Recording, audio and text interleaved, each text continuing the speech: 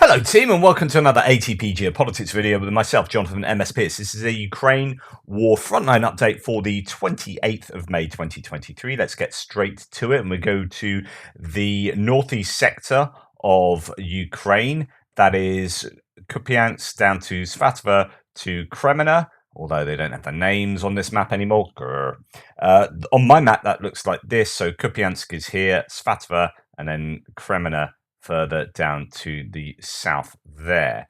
Now, there has been some activity, some claimed Russian gains in the Kupiansk area at Mazyotivka. If we go to Suryak maps and go to their claims pertaining to this area, it's quite substantial by the looks of it. They say that during the last 36 hours, the Russian army has advanced south and west of Mazyotivka village, thus securing the eastern shore of the Oskil River in this area. That is, quite substantial, as you can see there. It doesn't get too much mention elsewhere. There are claims in Poulet-Volant that they are pushing in that direction, but that they haven't actually got the gains. When we go up to look at what the ISW says, Institute for the Study of War, American Military Think Tank, as it says here, another Russian mill blogger claimed that Russian forces advanced up to 2 kilometers from Mazyotivka, although ISW has not seen visual confirmation of these advances nor confirmation that Russian forces control Mazyotivka. I mentioned before that's only 2 houses in Mazyotivka, so it's difficult to assess, I guess. Russian Western grouping of forces, a spokesperson claimed that Russian forces also conducted offensive operations near Movchanova, which is 10 kilometers northeast of Kupiansk, and destroyed a Ukrainian platoon in the area. I can't find that on the map. That is 10 kilometers to the northeast. That's going to be in this kind of area here, but there doesn't seem to be any place under that name, or at least on Google Maps, but you can get the idea that there is activity going on around here, that the Russians may have made some gains in that Mazyotivka Liman-Pershi region. If we go further towards Kreminna or to Bilohorivka, that's the next port of call for the ISW. So no activity south of there, really, between there and Kreminna.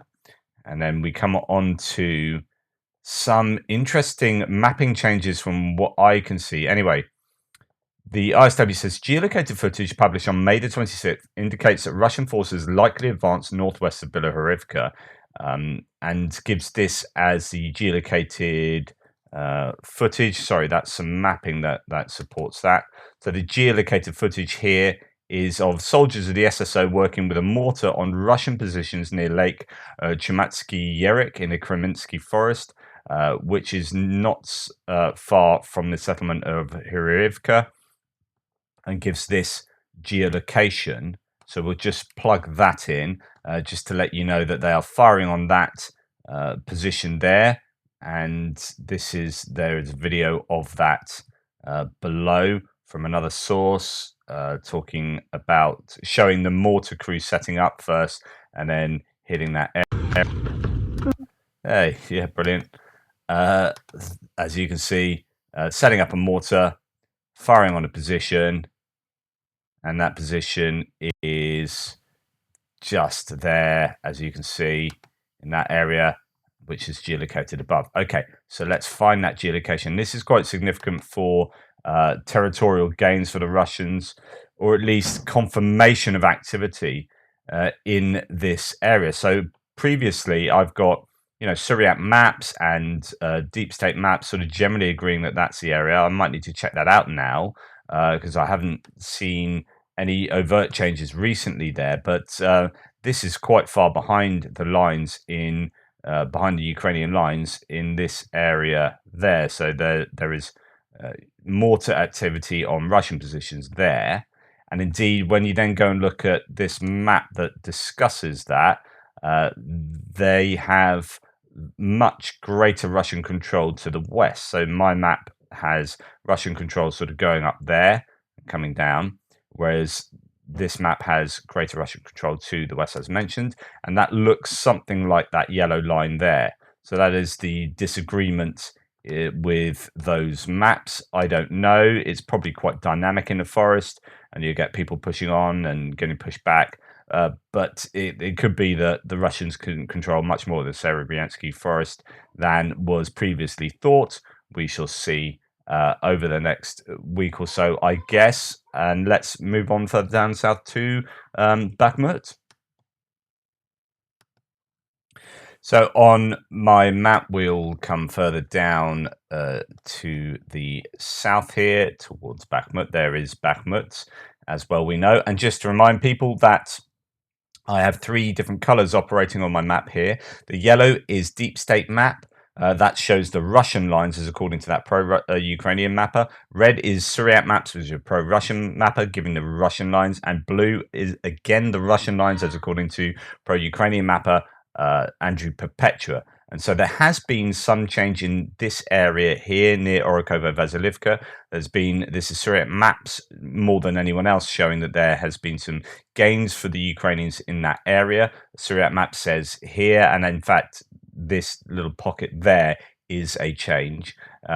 So the Ukrainian army has recaptured new areas north of Orokovo-Vasilivka town. In addition, map changes were made there showing a bigger no man's land.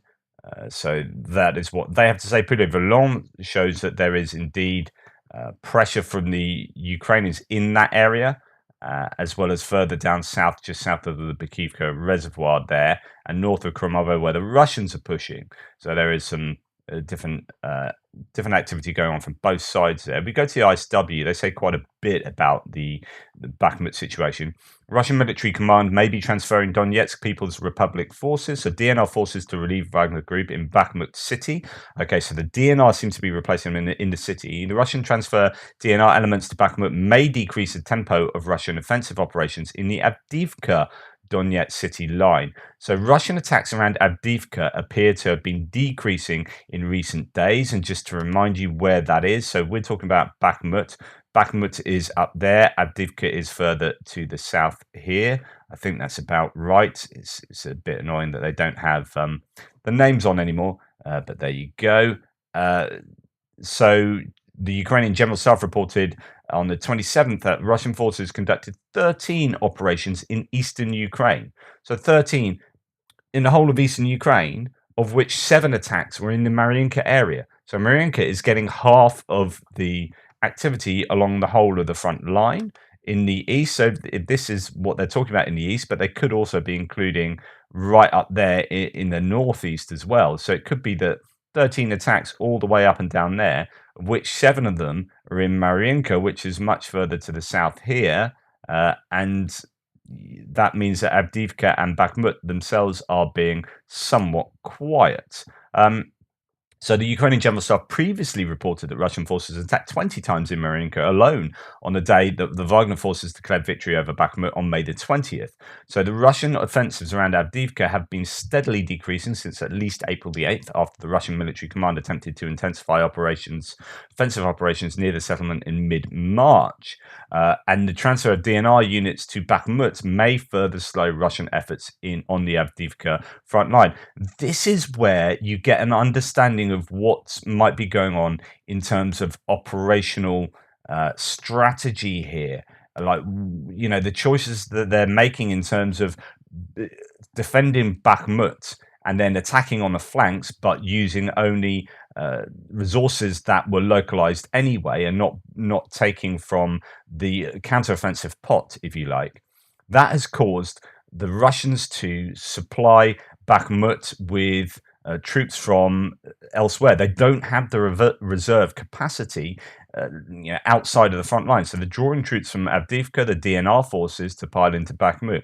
That then leaves Avdiivka weak. So either the Russians don't resupply Bakhmut, in which case that's a prime place to do a proper counteroffensive move, or they do resupply Bakhmut, and that leaves places like Avdiivka suddenly weak, and then that's a place where the Ukrainians could exploit because of defensive weaknesses. So you can see that Bakhmut is doing its job in causing the Russians to change up what they are doing defensively speaking. But either way, the Russians don't really appear to be attacking. There's no offensives taking place on any major in any major way. Although, you could argue that a few kilometers up in Majitivka near Kupiansk is a sign that the Russians are still trying to do something. But then, from what I understand up there is not a great amount of utility in controlling this area because the Ukrainians control the high ground, the other side of the river. So yeah, let them push up to the river, but not really going anywhere beyond that unless they're going to try and ford the river, and that takes quite some offensive, effort. So you can imagine that the Ukrainians would cede that territory without too much bother. Yeah, whatever. That's not just me coping. That's like, what's the point of fighting on this area when you've got your backs to the river? It just seems, let them have that, and then we'll wait for the counteroffensive to take place. Anyway, so that's my thought about what's going on in the larger picture. To go into continuing to talk about Bakhmut, the RSW says the Russian military command appears to be reinforcing Bakhmut's flanks with regular formations, however. The UK MOD assesses that elements of the 31st Brigade of the Russian Airborne Forces, so the VDV, paratroopers, have likely transferred from Svatova, the Kreminna line, to reinforce Bakhmut's flanks. Again, that weakens the Svatova Kreminna line. In recent weeks, Ukrainian military officials previously reported that Russian forces are transferring unspecified VDV, motorized rifle, and special forces units to the Bakhmut direction after successful Ukrainian counterattacks on the flanks. So this, again, speaks to exactly that. So as the Russians stabilize the flanks, they are doing so by putting in lots of reinforcements. Exactly what I was saying the last few days, which is Ukrainians don't need to take land here. That's not their objective. Yeah, that's the overall objective of the whole war, but for this particular moment in time, it's fixing Russian troops and getting them to pour in resources from elsewhere, thus weakening other parts of the front line. But they are also making some gains on the flanks too, as we can see from the north. But then there are claims about the south as well. So Ukrainian units near Bakhmut were able to advance another 350 to 450 meters, and that was according to this Speaker of the Eastern Group of Forces, Cherevati. According to him, the Defense Forces managed to destroy Grad MLRS, 3 cannons, 3 drones, 2 S4 Tulpan self-propelled mortar, as well as 2 field ammunition depots. There were some explosions, some big explosions around Bakhmut, around Ivangrad that I showed you yesterday. There's also footage of self-propelled artillery getting taken out in the Bakhmut area too. So that's all seems to be fairly much confirmed, apart from the 350 to 450 meters. Exactly where that is, that's kind of unspecified there. There are no recorded attacks in Bakhmut, according to no reports, pro-Ukrainian source. Since the transfer of positions by Wagner to regular Russian troops, the fighting has come to a standstill. That's the city itself. On the flanks, especially south of Bakhmut, and where others have talked about gains being made in the north by Ukraine, no reports talks about gains being made in the south. And on the flanks, especially south of Bakhmut, the AFU has made 500 meters of progress near the forest area at Klishchivka. So that's broadly the situation in Bakhmut.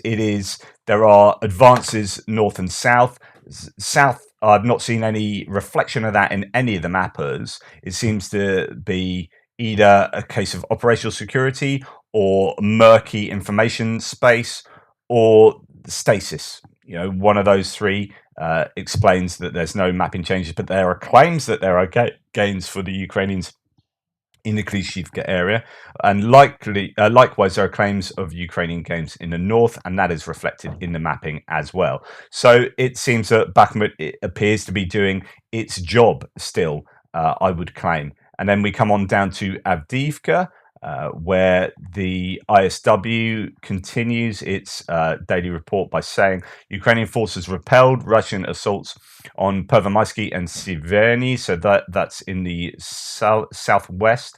We have Pervomaisky there and Siverny there, and Avdiivka just here. And this is where quite a lot of activity has been taking place, particularly Pervomaisky, and just to the south of there, where the Ukrainians have made some gains just south of that E50 highway coming through Pervomaisky. The Pervomaisky is just like ruins now. This long, thin town has just been it's like Mariinka, completely just rubble, really.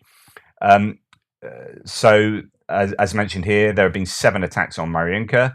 A Kremlin-affiliated Mill blogger claimed that Russian forces conducted reconnaissance in force in the Novokonyovo area and Krasnohorivka. So that's reconnaissance in force taking place in this northern area around here, fighting around the highway, but I'm not sure whether it's the highway up here or fighting around, towards Stepova and just around here. You've got the train line as well being the front line for the Russian troops, it seems, is according to, again, here we've got deep state maps and Suryat maps, but there have been no changes to the map in this area for some days, really. And then that's that as far as Avdiivka is concerned. As mentioned previously by the ISW, it is slowing down. The attacks are slowing down there. Although there are 7 attacks in Mariinka, that is less than there has been, even though that does represent over 50% of the entire eastern front line, attacks or activity. Over 50% of the activity is in Mariinka. There doesn't appear to be any mapping changes, although there could be. It appears that the Russians are making kind of incremental gains there over a long period of time. Be interesting to see what happens with regard to Mariinka during a counteroffensive. I mean, it's going to be really fascinating to see where they attack overall, where they pretty much attack everywhere. There are, so many options, aren't there? And yet, in a sense, when you look at this map on a daily basis, it all seems much smaller because you get to know all these places up and down that whole front line, and 1,000 kilometers suddenly becomes, a much smaller area. And you're like, well, they could attack here, they could attack there, they could attack everywhere, and you start just wandering yourself in a circle and end up knowing just as little as you knew when you started thinking. Anyway, that's just me babbling on. There have been claims of Russians shelling Ukrainian positions in the Vuhledar area, which is just down here. We haven't heard really much detail about any activity on the ground in this area. There's going to be a lot of artillery activity going on elsewhere and along the Zaporizhia front line and the Kherson, although the Ukrainians have been making a really concerted effort, and I talked about that in my news piece today, and in fact the last sort of week, 2 weeks, that they are trying really hard to take out artillery. They have taken out huge numbers of artillery just this month, the month of May, just record numbers. And there is good evidence to support that they actually have done that as well. There's quite a lot of footage going around of different artillery pieces being taken out. The ISW talks about that a little bit, but it says actually the Russians are doing some counter battery fire themselves. So let's talk about the southern axis. Russian forces continue to target southern Ukraine with artillery, drone, and airstrikes on May the 27th. The Ukrainian Southern Operational Command reported that Russian forces conducted airstrikes against Berislav, that's on the Dnieper River, Kherson Oblast, and targeted Mykolaiv Oblast with Shahid drones. There was a massive drone attack last night, and pretty much all of them, all but 2, were shot down. Is it 40 out of 42? Russian sources claim that Russian forces struck the Obvodna rail station in Dnipropetrovsk 2 days ago, and the Ukrainian Southern Operational Command reported that yesterday that Russian forces' primary tactic in southern Ukraine is counter-battery fire. I would actually argue that that's the Ukrainian primary tactic as well. There's then lots to talk about places being hit, and we are still continuing to see Storm Shadow missiles being used effectively, it seems, in Mariupol, Berdyansk, Melitopol. There was reporting from Ukraine's video about how there could have been 2 concentrations of troops taken out. I mean, the very pro-Ukrainian position is that in 2 strikes they took out 250 and 200 Russian personnel. Whether that's true, I don't know, but there are claims that the Storm Shadow missiles are being pretty effective. Russian claims that they are shooting lots of them down, of course, as we can see, I think in the that does get mentioned in the ISW as well. But I'm just going to talk a little bit about the nuclear power plant, which is in Enerhodar here. there's been lots of talk. I haven't really mentioned it in any of my reports recently, but the Ukrainian Military Intelligence Directorate warned 2 days ago that Russian forces are preparing to conduct large-scale provocations to create radiological danger at the Zaporizhzhia nuclear power plant. The GUR, so that's the Intelligence Directorate, published audio intercepts yesterday in which Russian military personnel claimed that unknown drones dropped chemical weapons in Enerhodar. The GUR stated that Russia intends to falsely blame Ukraine for the attacks and aims to undermine the coming Ukrainian counteroffensive. And it goes on to talk about that in some more detail. Now, the general idea for me, I can see some sense in this. So, although today the Russian ambassador to the UK said, "Hey, we've only just started. We've got loads more in the locker," type thing, and they were saying that we're just starting. We've got all the extra capabilities and all this kind of stuff is the inference there, or the implication there, and it's just not true. Like, I don't think Russia have anything to throw at the coming counteroffensive. Particularly, they can build their defenses, but I don't think they've got troops or equipment that they can change things at all. But what they do have is weaponizing this nuclear power plant. And if they do something funky here, that is one way to properly put a spanner in the works for any counteroffensive in the area. And that is possibly something. I don't want to like start throwing up, using scare tactics here, but that's what the Russians are doing. They're either using it as a scare tactic, as a kind of threat, like, but perhaps an empty threat or a very real threat. I mean, could they do something to do with the nuclear power plant that would then mean you would call off a counter offensive because actually it would be too dangerous to send your troops around there, radiation, etc., etc. Is that all that Russia have left in the tank? I don't know. I mean, this could be an area to think about over the coming days, and evidently the Ukrainians are worried that the Russians could weaponize the nuclear power plant. But yeah, other than that, we don't really have any other activity going on the front lines, because we're in that position in waiting for the counteroffensive proper. But as many people are saying, the counteroffensive was already started. I think it started when they decided to defend Bakhmut. And you're just seeing an uptick in terms of shaping activities in Zaporizhzhia and Donetsk, southern Donetsk Oblast. You're seeing shaping activities in Donetsk Oblast Central in terms of HIMARS activity. It's been relatively quiet. I don't think I've seen anything particularly along the northeastern sector, although I would imagine they're probably, well, are they still using striking places behind there with HIMARS? I've not heard anything recently in this area where we have previously seen a lot of activity towards Staropilsk and then Alchevsk and further back in Luhansk Oblast. I haven't heard too much. It seems to be a lot of concentration in Donetsk and Zaporizhzhia, and indeed down towards Crimea. And that could give you an indication of where really the counteroffensives will take place. Perhaps would it be a safe prediction to say that they won't do a major counteroffensive towards Luhansk Oblast in the northern area? I don't know. Anyway, that's a frontline update for the 28th. Please like, subscribe, and share. Really appreciate you spending that time with me.